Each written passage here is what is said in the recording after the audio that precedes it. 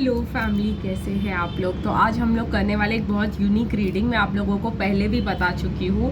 तो हम लोग ये रीडिंग में क्या करने वाले हैं, देन वर्सेस नाउ वाली रीडिंग। तो देखने वाले हैं कि डिवाइन मैस्कुलिन पहले हमारे बारे में क्या सोचा करते थे और अभी उनकी फीलिंग्स कैसे चेंज हो गई है। ठीक है गाइस, तो हम पहले ये देखेंगे कि डिवाइन मैस्कुलिन अनमास्क से, इसके लिए मैं अपने दोनों डेक्स यूज़ करने वाली हूँ और फिर मैं यूज़ करने वाली हूँ divine masculine messages of love. तो ये डिवाइन मैस्कुलिन के असेंडेड लव मैसेजेस है और ये डिवाइन मैस्कुलिन के मैसेजेस है जब वो एक्चुअली मैस्कुलिन और 3D एनर्जी में होते हैं। ठीक है गाइस, तो हम देखते हैं सबसे पहले कि डिवाइन मैस्कुलिन हमारे बारे में तब क्या सोचते थे, पहले जब हम उनसे मिले और जब हम लोग थोड़ा सा बात करने लगे और हम थोड़े से कनेक्शन में अपने ट्विन फ्लेम के आ गए थे, तब वो हमारे बारे में क्या सोचते थे। ठीक है गाइस, तो सबसे पहले मैं निकालूंगी कुछ कार्ड्स डिवाइन मैस्कुलिन अनमास्क्ड से।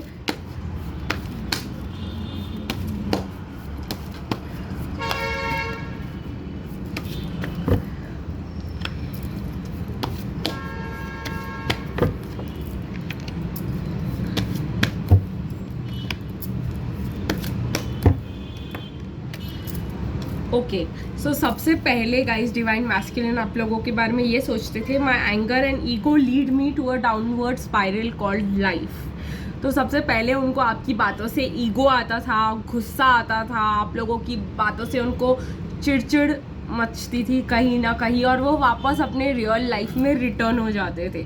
ठीक है गाइस, तो उनको आपकी बातों से ईगो ट्रिगर्स आते थे, कहीं ना कहीं उनको गुस्सा आता था आपकी बातें सुनकर, वो आपसे दूर भागते थे। तो यही वाला जो है उनको कहीं ना कहीं 3D वाले इसमें अटका के रखता था। तो जब वो आपसे स्टार्टिंग में मिले होंगे, जब वो आप उनके पीछे पड़े होंगे, आप उनसे ऑब्सेस्ड रहे होंगे, तो वो जो है आपके साथ एंगर और ईगो वाले एनर्जी में रहे होंगे।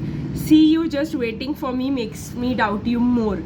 कहीं ना कहीं वो अगर आप उनके लिए बहुत ज़्यादा बोलते होंगे कि मैं आपके लिए बहुत वेट कर रही हूँ, मैं आपके लिए बहुत ज़्यादा वेट कर रही हूँ, तो तुम ही हो मेरी लाइफ में, और वो आपको छोड़ के चले गए, 3 महीने हो गए, 6 महीने हो गए, आपकी कोई बात नहीं हुई, फिर भी जब वो वापस आए तो आप उन्हीं से अच्छे से बात कर रहे हो, उनके लिए बता रहे हो कि मुझे पता था तुम आओगे, मैं वेट कर रही हूँ।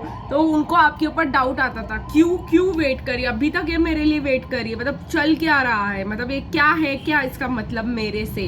तो ये वाला जो है डिवाइन मैस्कुलिन की एनर्जी आपके लिए रहा करती थी। I love you the way you take risk so confidently, I wish I could do it too.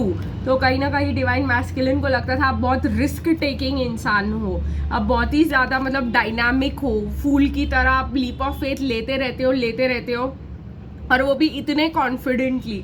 तो वो उस चीज़ पे जो है उनको ऐसे लगता था कि भाई बाप रे, काश मैं भी ऐसे रिस्क ले सकता अपनी लाइफ में, ये कितनी डायनामिक है, ये कितनी ओपन है, ये कितनी फ्रेंडली है।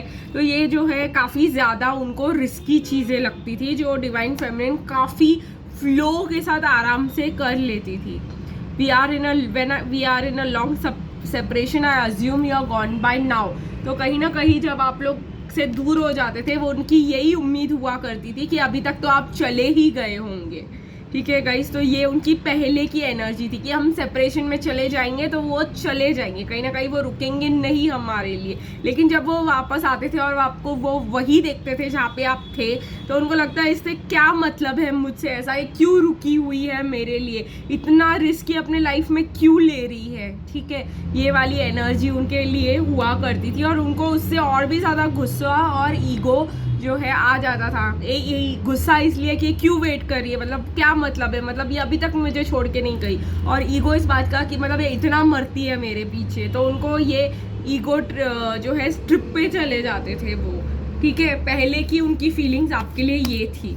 तो अभी देखते हैं गाइज डिवाइन मैस्कुलिन अगर आपके चेंज हुए हैं तो अभी उनकी फीलिंग्स क्या है आप लोगों के लिए। ठीक है, अभी अगर आपकी बात भी नहीं हुई है और लंबे समय का गैप हुआ है, 3 महीने 4 महीने, और अभी आप सोच रहे हो कि हमारी डिवाइन मैस्कुलिन कुछ सुधरे कि नहीं, उनका कुछ अवेकनिंग हुआ कि नहीं, तो ये अभी आप लोगों को ज़रूर डेफिनेटली पता चल जाएगा, क्योंकि आप लोग इतने लंबे समय से उनके टच में भी नहीं थे। तो ये रीडिंग जो है आप लोगों को काफ़ी कुछ बताएगी कि what has changed in them. ठीक है, और तो ये देखिए गाइस कि क्या चेंज हुआ है डिवाइन मैस्कुलिन में अभी के करंट एनर्जी से। Okay, the fact that you love me so much cripples me. अभी भी कहीं ना कहीं कि आप उनसे इतना प्यार करते हो, उनको बहुत ज़्यादा मतलब ऐसे फील होता है कि क्यों करती है ये मुझसे इतना ज़्यादा प्यार, मतलब इतना ज़्यादा प्यार उनको उनकी ज़िंदगी में कभी नहीं मिला, तो उनको ऐसे वीक फील होता है आपके प्यार से। चलिए देखते हैं गाइज।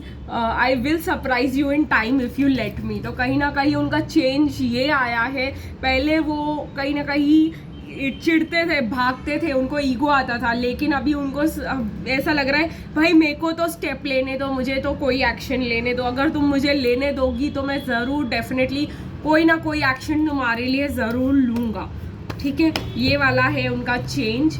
प्लस ये 2 कार्ड्स आना चाहते हैं, मैं दूसरा भी ले लूँगी, लेकिन सबसे पहले ये sometimes I wonder how could I be such an idiot to let you go, ठीक है।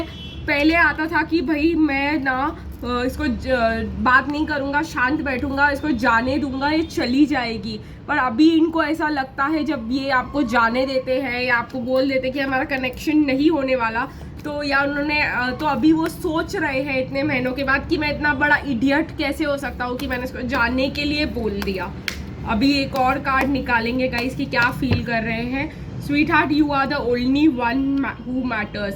पहले जो है वो आप पे डाउट कर रहे थे कि ये क्यों रुकी हुई है, क्या है इसके इंटेंशंस क्या है। अभी इनको फील हो रहा है कि आप बहुत ज़्यादा इम्पॉर्टेंट हो इनके लाइफ में, आप ही हो वो जिनके बारे में ये सोचते हैं, जिनके बारे में केयर करते हैं। तो ये आप लोगों के लिए करंट सिचुएशन है। कुछ और भी डिटेल में जाएंगे और देखेंगे कि और पहले क्या क्या और सोचते थे, इनर फीलिंग्स और भी डीप में जाने की कोशिश करेंगे और देखेंगे कि और भी क्या निकलता है। Okay, I break a little each time I let you गो।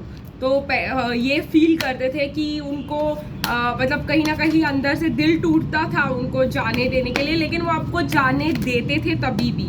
अभी देख और भी कुछ कार्ड्स आना चाह रहे हैं पहले के एनर्जी के। Sometimes I just don't feel it right to keep you waiting. तो ये हमेशा इनका एनर्जी रहा करता था कि भाई मैं बोल दूँ, मैं जाने दूँ, इसको जल्दी जल्दी छोड़ दूँ, क्योंकि ये मेरे लिए वेट नहीं करना चाहिए, इसको मैं नहीं जाऊंगा इसके पास, ये क्यों वेट कर रही है मेरे लिए, मैं इसको पहले ही क्लियर कर देता हूँ, निकल जाए। ये एक डिफेंसिव एनर्जी है। I know I can't expect you to function my way, I still try. तो कहीं ना कहीं उनको ऐसा लगता था कि हम दोस्ती बन के रहे, ये दोस्त के लिए ही सेटल हो जाए, तो उनको पता था कि आप नहीं सेटल होगे, कहीं ना कहीं उनका एक ये था, पर वो ट्राई करते थे और आप सेटल हो जाते थे बेसिकली, ठीक है। I behave in a possessive way because I care and protect, I care for you and I want to protect you. कहीं ना कहीं उनका ऐसा था कि भले ही वो आपके साथ कितना भी नेगेटिव फीलिंग थी उनकी, लेकिन वो थोड़े से पोजेसिव थे आपके लिए कि भाई मैं इसके लिए कहीं ना कहीं केयर था, लव था, इसलिए वो आपको जाने देते थे, क्योंकि वो आपको प्रोटेक्ट करना चाहते थे कि कोई और मिल जाए, इसकी लाइफ सेटल हो जाए, ये मेरे पीछे ना पड़े। कहीं ना कहीं आप और कोई और अगर आ जाता था तो ये गुस्सा और ये भी हो जाते थे कि वाई शी मूविंग ऑन। तो ये इसलिए था क्योंकि वो और कभी कभी आपको ये भी बोलते हुए वरना इससे बात मत करो, ये मत करो, वो मत करो, क्योंकि वो आपकी रियलिटी में वो आपसे प्यार करते हैं, बट वो एक्सेप्ट नहीं करना चाह रहे थे। बट अब गाइस हम देखेंगे कि करंट एनर्जीज क्या है आपके पर्सन के। तो आप लोगों के पर्सन अगर आपको ऐसी सारी चीज़ें करते थे आपके साथ, तो आपको समझ में आ जाएगा कि अब उनकी करंट एनर्जीज क्या है, ठीक है guys. Okay, men are from Mars and women are from Venus, I just don't understand you। तो कहीं ना कहीं उनकी करंट एनर्जीज ये है कि मतलब वो आपको समझने की कोशिश कर रहे हैं, बहुत ज़्यादा ये समझने की कोशिश कर रहे हैं कि उन्होंने बहुत गुस्से और एंगर से आपके साथ बिहेव किया था, बहुत ईगोइस्टिक, और आप उनको इतने केयरिंग, लविंग और अंडरस्टैंडिंग वे में कैसे आप उनके साथ रह सकते थे। तो वो अभी तक आपको समझने की कोशिश, अब वो चेंज हो गया, वो ये समझने की कोशिश करें कि ये मुझसे ऐसे प्यार कैसे कर सकती है। Go slow with me and I promise I will allow you in. तो कहीं ना कहीं वो आपके साथ स्लो कनेक्शन अब रखना चाह रहे हैं, स्लोली प्रोग्रेस करना चाह रहे हैं, आपको अपनी लाइफ में आने देना चाह रहे हैं। I am so attracted to you, everything about you turns me on. तो कहीं ना कहीं डिवाइन मैस्कुलिन आपको ये भी कहते हुए दिखाई देंगे कि वो आपके बारे में बहुत ज़्यादा अट्रैक्टेड फील करते हैं, और आपके लिए पहले वो था कि भाई चले जाए, मैं इसको वेट नहीं करवाना चाहता, मेरे को कोई फीलिंग नहीं है, कुछ नहीं है, मैं इसको क्यों रखूँ अपनी लाइफ में। अभी ये अट्रैक्टेड फील कर रहे हैं आपसे, और बात बात पे आपके साथ इंटेंसिव फीलिंग फील करना चालू कर दिया इन्होंने। I am scared to you ask you, I am scared to ask you but will you be with me through all thick and thin. तो कहीं ना कहीं वो डर रहे हैं आपको ये पूछने के लिए कि भाई क्या तुम पूरी ज़िंदगी मेरे साथ बिताना चाहोगी, क्योंकि उन्होंने ऐसे आपको रंग दिखाए हैं अपने कि अब वो आपको अगर पूछना भी चाहे, आपके साथ पूरी ज़िंदगी बिताना भी चाहे, तो रिजेक्शन का बड़ा डर है उनको। बट एक चीज़ ये अच्छी है कि उनकी एनर्जीज आपके लिए चेंज हो गई है यहाँ से कि भाई मुझे तुम्हें जाने ही देना पड़ेगा, मैं नहीं रह सकता, मेरे को कोई फीलिंग्स नहीं है, या फीलिंग्स है तो भी मैं तुम्हें अपनी लाइफ में नहीं रख सकता, ठीक है, या तो मैं सिर्फ दोस्त बन के रह सकता हूँ। वो जो माइंड ब्लॉकेजेस थी डिवाइन मैस्कुलिन की, वो स्लोली इसमें कन्वर्ट हो रही है कि वो अट्रैक्टेड है, वो प्रॉमिस कर रहे हैं कि वो आपके साथ, वो आपको समझने की कोशिश कर रहे हैं। आप जो बोल रहे हो, भले ही पहले उन्होंने कहा कि ये सब ट्विन फ्लेम मैं विश्वास नहीं करता, मेरे पल्ले नहीं पड़ता ये सब, लेकिन अब वो स्लोली इस चीज़ों को अंडरस्टैंड करने की कोशिश कर रहे हैं। From where do you get this divine glow? You are the most beautiful girl in the world.